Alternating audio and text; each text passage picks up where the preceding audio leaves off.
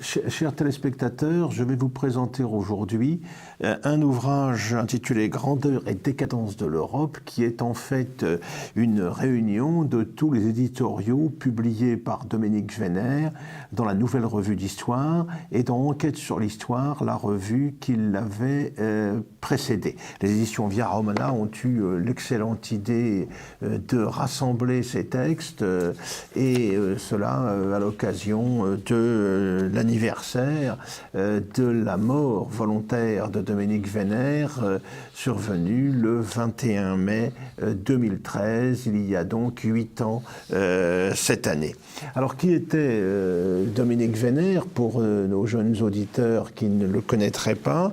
D'abord, ce fut un militant politique, jeune engagé volontaire pour aller combattre en Algérie alors qu'il n'avait pas atteint ses 20 ans. Ensuite, il va rejoindre le combat pour l'Algérie française à travers son action au sein du mouvement Jeunes Nations, dont il fut avec Pierre Sidos l'un des fondateurs. Cela lui vaudra quelques difficultés avec le gouvernement du général de Gaulle, avec son ministre de l'Intérieur qui va l'incarcérer à plusieurs reprises du fait de ses activités militantes. Et puis ensuite, une fois l'épisode algérien terminé, Dominique Vénère va se lancer dans l'action politique. Il va créer un mouvement autour d'une revue intitulée Europe-Action. Ce sera le mouvement nationaliste du progrès, ensuite le Rassemblement européen des libertés. Au début des années 60, il se pose donc en militant politique. Un militant politique un petit peu original, puisque non content de rester fidèle à ses engagements de jeunesse, il entend apporter ce qu'il appelle une critique positive par rapport à l'action qui avait pu être menée dans le cadre de tout ce combat pour l'Algérie française. Il montre bien les insuffisances du camp national et s'efforce de définir une voie nouvelle pour un nationalisme nouveau, adapté à la seconde moitié du XXe siècle. Cette tentative va se conclure sur un échec, notamment électoral, en 1967, et Dominique Vénère va abandonner de ce fait l'action militante. Il va, selon la formule fameuse de son maître Henschenguer, recourir aux forêts. Il va quitter Paris, s'installer dans la forêt de Compiègne, plus tard à proximité de la forêt de Lyons, et là, il va se consacrer désormais à des travaux d'écriture qui vont l'amener progressivement vers l'histoire. Lui qui avait été un homme d'action, un militant, eh bien le voilà devenu l'un des narrateurs de ce qu'a été le XXe siècle, même les époques précédentes, à travers son ouvrage notamment sur la guerre de sécession, Le Blanc Soleil des vaincus, à travers son ouvrage consacré au corps franc allemand des années 1918-1920, c'est Balticum, plus tard réédité sous le titre Un fascisme allemand. Il va également se consacrer à l'histoire de l'armée rouge, dont une première partie paraîtra dans les années 70, et thème qui sera repris ensuite dans sa grande synthèse consacrée à la guerre civile russe, rouge contre blanc, aux éditions Pygmalion. Il va poursuivre dans ce sens avec quelques ouvrages majeurs, notamment une histoire de la collaboration qui a fait date et qui est sans doute le meilleur ouvrage de référence sur la question encore aujourd'hui. Et puis il va proposer aussi une histoire insolite de la résistance en dehors de la vision tout à fait hagiographique qui était présentée jusque-là. Il va également s'intéresser au général de Gaulle, dont il avait été un adversaire farouche à propos de la question algérienne. et va sur ce point évoluer pour aboutir finalement à un essai particulièrement stimulant intitulé « La grandeur et le néant ». Et puis également, il va s'intéresser, à travers notamment sa proximité avec l'œuvre de Junger, à la définition d'un certain type humain susceptible de servir de modèle aux Européens d'aujourd'hui et de demain, ce qu'il formulera parfaitement dans son dernier ouvrage, Le samouraï d'Occident. Mais ce qui nous intéresse particulièrement aujourd'hui, ce sont les textes qu'il a consacrés à l'histoire à travers l'expérience de deux revues, donc Enquête sur l'histoire, qui s'est arrêtée au bout d'une trentaine de numéros, et ensuite la Nouvelle Revue d'Histoire qui, elle, a duré pendant une soixantaine de numéros. Il en a été le fondateur, la cheville ouvrière, l'artisan au continu de cette entreprise, avec un succès d'ailleurs inattendu, qui va très vite réunir un public assez nombreux, dans un contexte difficile en ce qui concerne les magazines, en ce qui concerne la presse en général. Et cette Nouvelle Revue d'Histoire va être animée par l'esprit tout à fait particulier qui était le sien, et par sa volonté de définir face à l'histoire et par rapport aux défis du présent et de l'avenir, une posture qui soit en mesure de fournir aux Européens les clés justement d'un avenir qui ne soit pas celui d'une décadence, d'un déclin inéluctable, comme semblent l'indiquer les grandes tendances lourdes que l'on peut constater actuellement. Dominique donc a réalisé un parcours, on le voit, tout à fait original. L'intérêt de cet ouvrage, donc publié par l'édition Via Romana et préfacé par Olivier Molin, eh bien, son intérêt, c'est de nous rappeler les grands thèmes qu'il a abordés tout au long de son œuvre d'historien méditatif, pour reprendre le terme qu'il avait lui-même avancé pour se désigner durant toute cette période. Alors quels sont-ils ces grands thèmes? Eh bien, le rapport entre l'histoire et la mémoire, la fonction de l'histoire pour éclairer notre présent, la bataille engagée contre les déconstructeurs bien décidés à détruire ce qui constitue pour les peuples un socle de leur identité, l'essentiel de l'imaginaire collectif qui les réunit. Également, un combat pour affirmer la fierté de ce que nous sommes, définir d'abord ce que nous sommes dans cette période de chaos et d'incertitude que nous connaissons actuellement, et affirmer donc la fierté de ce que nous sommes, car c'est la condition pour pouvoir affronter les épreuves qui nous attendent. Alors à travers cette approche générale de l'histoire, il y a certains sujets qui ont particulièrement tenu à cœur à Dominique Vénère. D'abord, le poids de ce qu'a représenté la Première Guerre mondiale. Il a parfaitement présenté tout cela dans le siècle de 1914. Il a bien montré, s'inscrivant dans la longue durée de l'histoire européenne, de l'histoire de la civilisation européenne à l'époque moderne et contemporaine, eh bien comment cette guerre avait été pour notre malheureux continent l'équivalent de ce qu'avait été la guerre de 30 ans en Allemagne entre 1618 et 1648, guerre extrêmement catastrophique, destructrice. Il a montré également, reprenant en cela l'analyse que faisait dès 1915, Albert Thibaudet, universitaire qui, dans les tranchées, relisait Thucydide, eh bien, il a montré comment cette guerre de 30 ans, 14-45, eh bien, fut l'équivalent de ce qu'avait été pour le monde grec, le monde des cités grecques, qui avait porté au plus haut à l'époque la civilisation, la guerre du Péloponnèse à la fin du 5e siècle avant Jésus-Christ.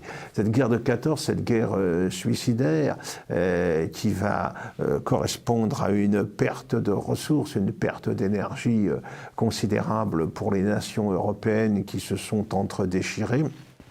Eh bien, cette guerre, elle va également être lourde de conséquences et elle va déterminer, en fait, toute l'histoire du XXe siècle. Quelque part, la séquence ouverte à l'été de 1914, qui voit les grandes puissances européennes se jeter les unes contre les autres, eh bien, cette séquence, cette crise majeure, elle va durer jusqu'en 1991, jusqu'à la fin de l'Union soviétique, État issu lui-même de la révolution bolchevique survenue en 1917. Mais cette guerre de 1914, terminée comme l'on sait, avec des traités qui ne pouvaient satisfaire évidemment les vaincus ou ceux qui considéraient que leur victoire avait été mutilée, c'était le cas de l'Italie par exemple, eh bien cette guerre de 1914, elle a entraîné aussi dans certains États européens la naissance de formes politiques nouvelles, de régimes totalitaires, dira plus tard Hannah Arendt, le fascisme italien d'une part, le national-socialisme allemand d'autre part, d'autres expériences politiques plus ou moins proches également dans le reste de l'Europe pendant toute cette période, à une époque où la démocratie parlementaire qui s'était imposée au XIXe siècle paraissait tout à fait débordée par les événements. Toujours est-il que cette séquence 1914-1945, elle aboutit à une catastrophe pour l'Europe en 1945, puisque celle-ci se trouve de fait partagée entre les deux grandes puissances victorieuses qui vont y disposer chacune de leur zone d'influence. À l'ouest, bien sûr, la puissance américaine qui a réalisé à la faveur des deux conflits mondiaux une montée en puissance spectaculaire. Et puis à l'est, la Russie stalinienne qui réalise une poussée historique de grande ampleur jusqu'au cœur de l'Europe, dépassant tous les rêves qui avaient pu caresser les anciens tsars de l'époque impériale. Cette situation, elle a fait de l'Europe la victime, évidemment, du suicide dans lequel elle s'était elle-même engagée. D'un côté, une Europe sous la botte soviétique, un système totalitaire, communiste, un système qui allie à la fois la tyrannie politique et l'échec économique, et puis de l'autre côté, certes, un système permettant une hausse du niveau de vie, une croissance économique satisfaisante, mais au bout du compte, la victoire d'une idéologie universaliste, hédoniste, progressiste, en rupture complète avec ce qu'avaient été les traditions et la valeur fondatrice de la civilisation européenne dans la longue durée. Alors, cette vision de longue durée du XXe siècle, c'est une des caractéristiques principales de l'approche de Dominique Wenner, et on la retrouve à travers plusieurs éditoriaux qui sont réunis dans cet ouvrage. Autre point important auquel s'est attaché Dominique Wenner, c'est le thème de l'imprévu dans l'histoire. Alors que certains veulent imposer des déterminismes de tous ordres, économiques, nationaux, sociaux, pour expliquer le mouvement mouvements de l'histoire, eh bien, Dominique Venner rendait à la fois toute sa place à l'événement inattendu et également toute sa place à la volonté de certains acteurs. Il est impossible de réduire à un quelconque déterminisme matériel, économique, l'aventure napoléonienne, par exemple. Comment expliquer l'immense suicide de 14 sans l'attentat de Sarajevo, lui-même tout à fait incertain, un échec dans la matinée du 28 juin 14, et finalement le hasard qui fait que Gavrilo Princip se trouve en situation d'abattre l'archiduc héritier d'Autriche avec toutes les conséquences que l'on sait. Donc l'imprévu est toujours au rendez-vous en histoire. C'est vrai dans de nombreuses circonstances. On peut penser en remontant plus haut, par exemple, à la journée des dupes au XVIIe siècle, qui voit Richelieu finalement s'imposer, soutenu par Louis XIII, alors qu'apparemment il avait vocation à se retrouver écarté du pouvoir. Que dire de la révolution bolchevique d'octobre 1917, réussie par une poignée de militants qui ne représentaient qu'une force tout à fait marginale au début de la crise russe au printemps précédent. Que dire de la renaissance islamique que constitue la révolution iranienne de 1979 qui a surpris absolument tout le monde. Dans cette perspective, eh bien, Dominique Venner considérait que l'histoire n'était jamais finie, qu'aux catastrophes succédaient des renaissances, dans des conditions, dans des délais toujours impossibles à préciser, mais il n'en affirmait pas moins qu'il y avait là une loi essentielle du grand mouvement de l'histoire, du grand mouvement des civilisations.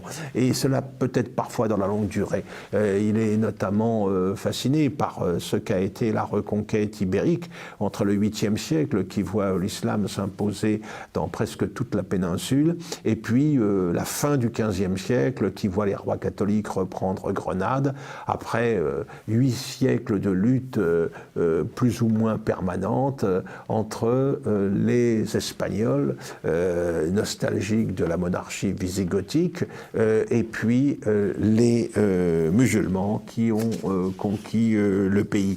Même chose dans la péninsule balkanique, tombée sous le joug ottoman à partir du XIVe siècle, mais qui va retrouver à la faveur de l'éveil des nationalités au XIXe siècle son indépendance et va réussir à bouter les Ottomans d'Europe.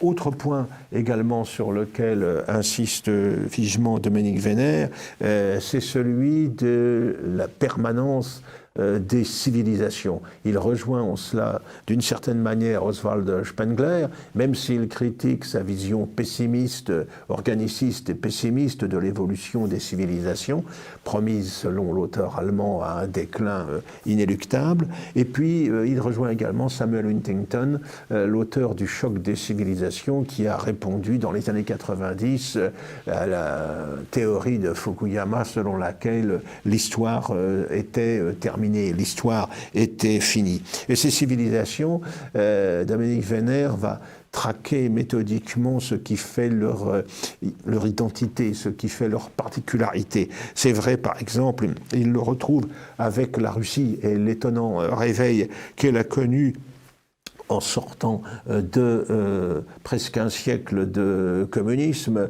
d'un régime qui avait tout pour tuer quelque part l'identité russe, eh bien, il constate, et il s'en félicite, le retour d'une Russie qu'il avait, comme beaucoup, considérée comme une ennemie à l'époque où celle-ci était sous la domination communiste. Il constate aussi le retour, à travers la montée en puissance de la Chine, d'une perspective perspectives confucéennes venant se marier de manière tout à fait inattendue avec le communisme prêché par Mao en son temps.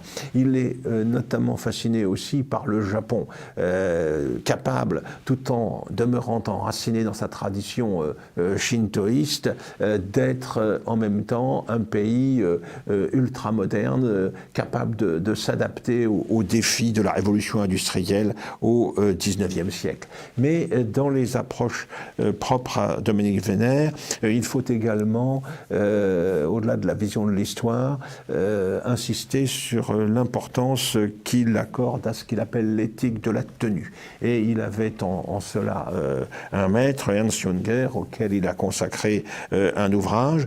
Il attend l'émergence, le réveil de ce qu'il appelle des aristocraties secrètes qui ne sont pas forcément conscientes de ce dont elles sont porteuses à un moment donné, mais qui un jour sont au rendez-vous des événements, sont au rendez-vous de l'histoire. Et cette histoire, eh bien, elle nous lance aujourd'hui des défis tout à fait inattendus. Hein, la révolution islamique des années 70 en Iran, en Afghanistan, puis ensuite dans d'autres pays, a bouleversé complètement la donne géopolitique que l'on pouvait imaginer il y a 50 ans.